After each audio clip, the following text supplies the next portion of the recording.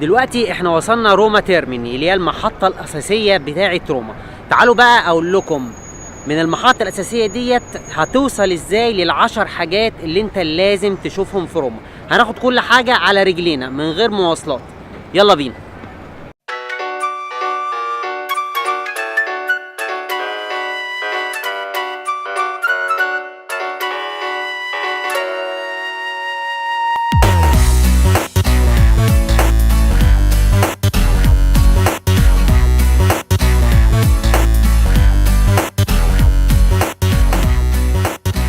دلوقتي وصلنا لأهم حاجة في روما. طبعا أول حاجة لما تيجي روما لازم تزورها، وكل الناس بتحب تيجي روما عشان تزورها زي ما انتم شايفين ورايا كده. أول حاجة لازم تزورها لما تيجي روما هي الكولوسيو. يلا بينا.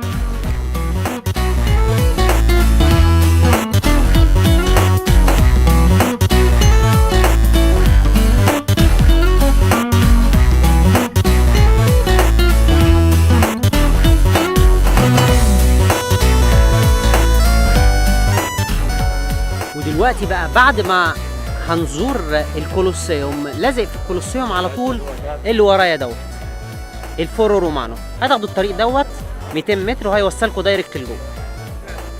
يلا انا كده هاخد لفه عشان تتفرجوا وتشوفوا كل حاجه برضو. تمام، يلا بينا بقى على النقطه اللي بعديها.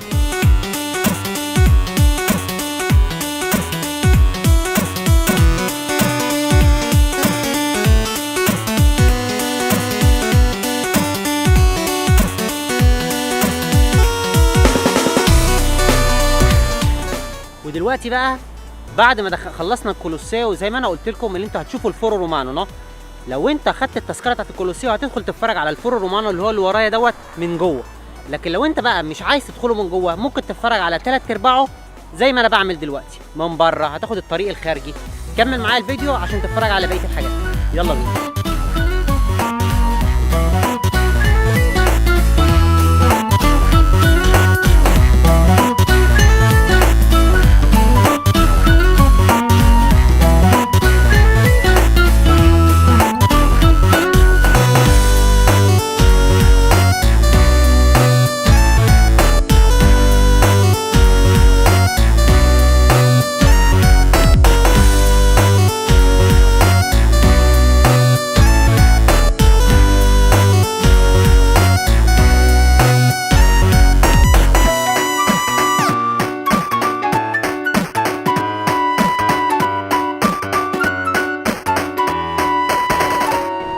ووصلنا للحاجة اللي بعديها.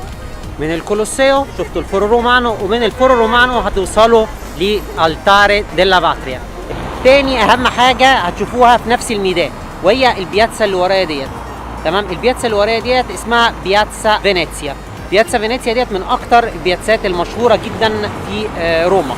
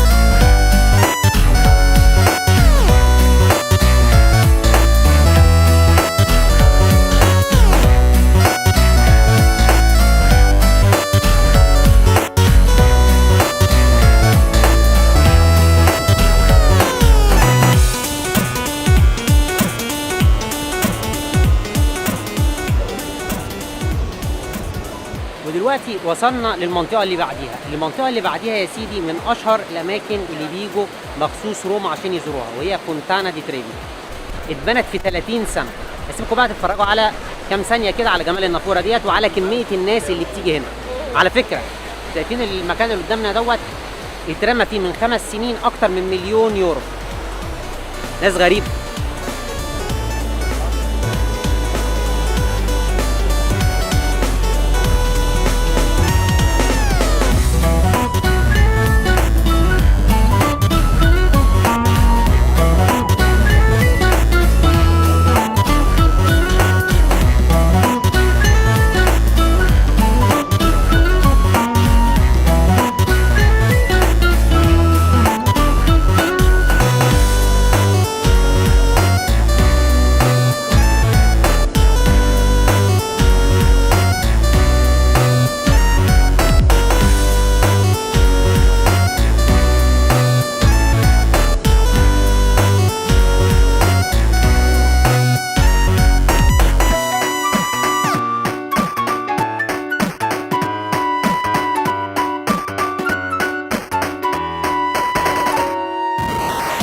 دلوقتي بقى بعد ما خلصت فونتانا دي تريفي هنطلع على المنطقة اللي بعديها.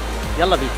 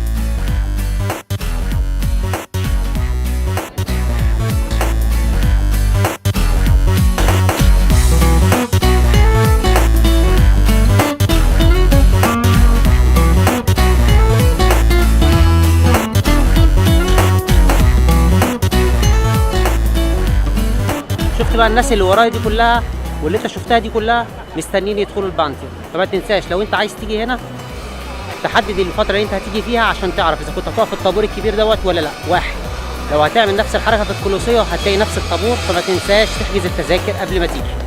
يلا بينا على الحته اللي بعديها.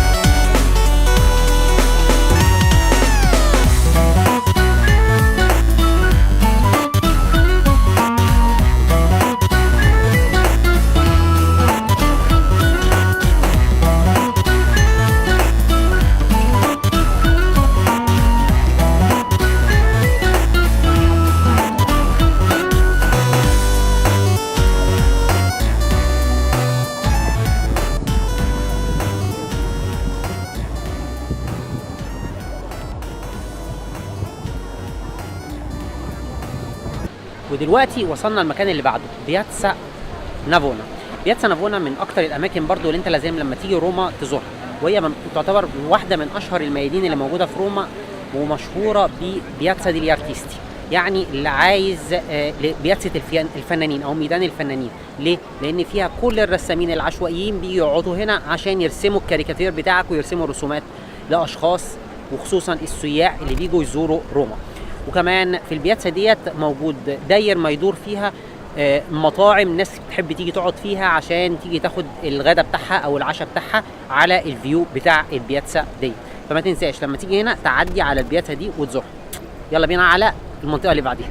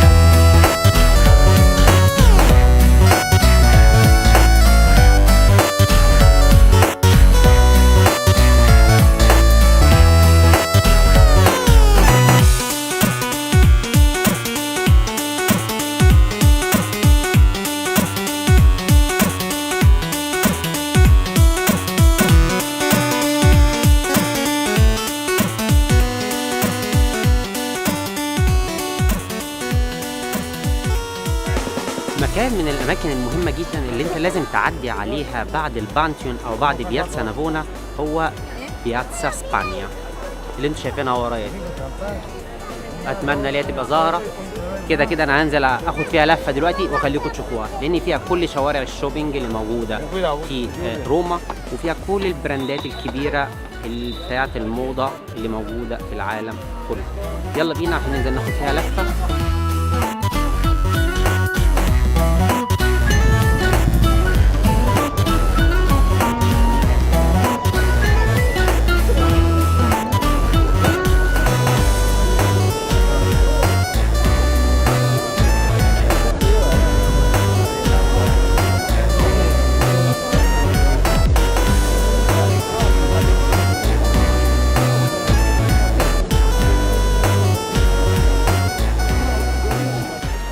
ودلوقتي نزلنا تحت من السلالم على بياتسا اسبانيا. الحاجه الثانيه اللي مشهوره بيها غير النافوره اللي ورانا ديت هو الشارع اللي في ظهري ده. الشارع اللي في ظهري دوت فيه كل محلات الموضه والبراندات العالميه، تمام؟ يعني اللي عايز يعمل اي حاجه فيها شوبينج بيعدي على الشارع دوت وبيشتري منه كل حاجه هو عايزها. يلا بينا ناخد فيه لفه.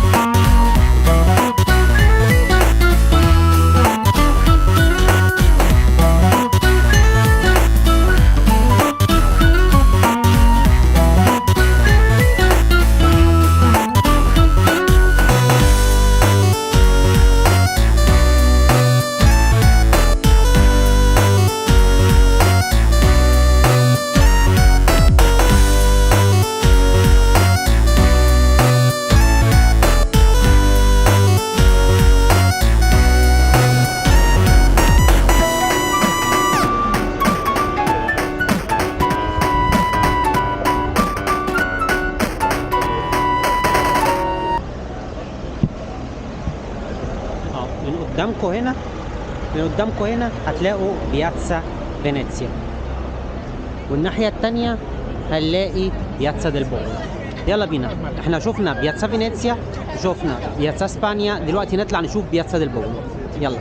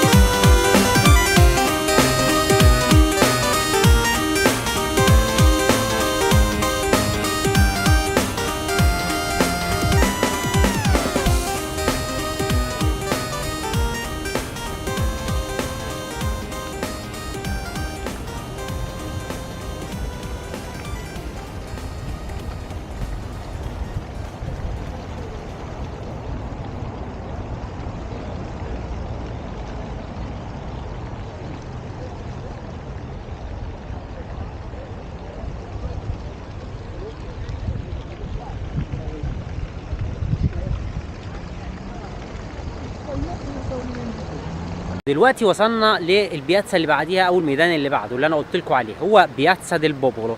بياتسا ديل بوبولو دوت هتاخد الشارع اللي قصاد التاري ديلا باترا دايركت هيوصلك للبياتسا ديت. البياتسا ديت من اهم البياتسات برضو اللي موجوده في روما، لانها مشهوره جدا، لانها اولا مدخل الفيا دي الشوبينج، يعني مدخل شوارع الشوبينج. ثانيا فيها حاجه جميله جدا، فيها بلكونه كبيره جدا، ممكن تطلع تاخد فيها صور من اجمل الصور اللي انت ممكن تاخدها روما بحالها، يعني بانوراميك فيو. هتطلعوا لها بالسلالم من هنا لغايه ما هتطلعوا فوق دايركت. من فوق هنا هتلاقوا احلى فيو روما، او من اجمل الفيوهات اللي انتم ممكن تاخدوها روما من اجمل الفيوهات اللي انتم ممكن تاخدوها الروما في حالها من المكان دوت، وخصوصا في فتره الغروب او في فتره الشروق.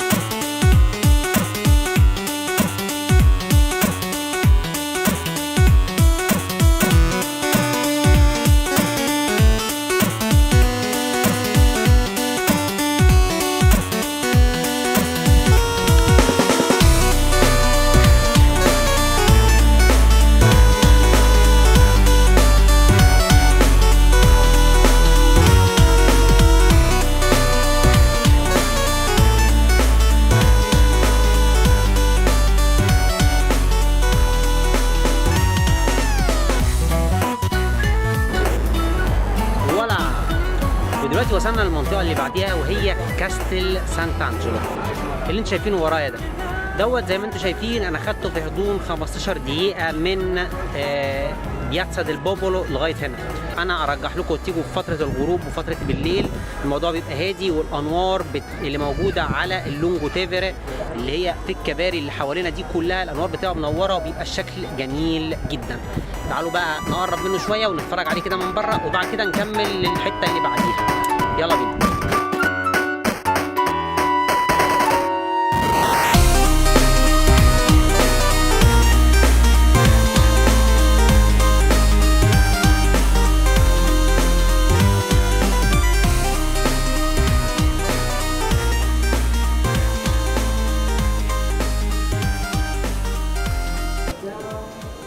دلوقتي بعد ما خدنا لفة في كاستل سانتانجلو من بره وشفنا الجمال اللي موجود حواليه، هنطلع منه دايركت على الحاجة اللي بعديها اللي موجودة في ظهري زي ما انتوا شايفين كده. هنطلع على مدينة الفاتيكان. يلا بينا.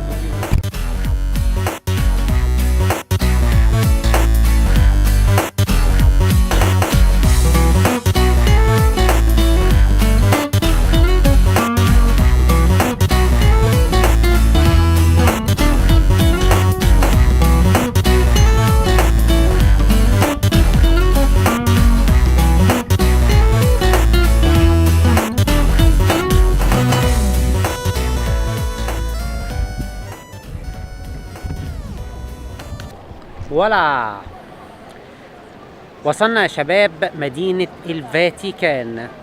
تعرفوا بقى ان في ايطاليا في مدينتين منفصلين عن ايطاليا نفسها. اول واحدة اللي احنا فيها دلوقتي اللي هي مدينة الفاتيكان منفصلة عن دولة ايطاليا، والمدينة التانية اللي منفصلة عن دولة ايطاليا اسمها سان مارينو، موجودة في محافظة ريميني في اقليم ايميليا رومانيا. فمرة هنروح نعمل فيديو من هناك. ودلوقتي تعالوا ندخل ناخد لفة جواها عشان نتفرج على الجمال اللي جواها بعيدا عن النقطة الدينية. احنا ندخل نتفرج على الجمال الفني. يلا بينا.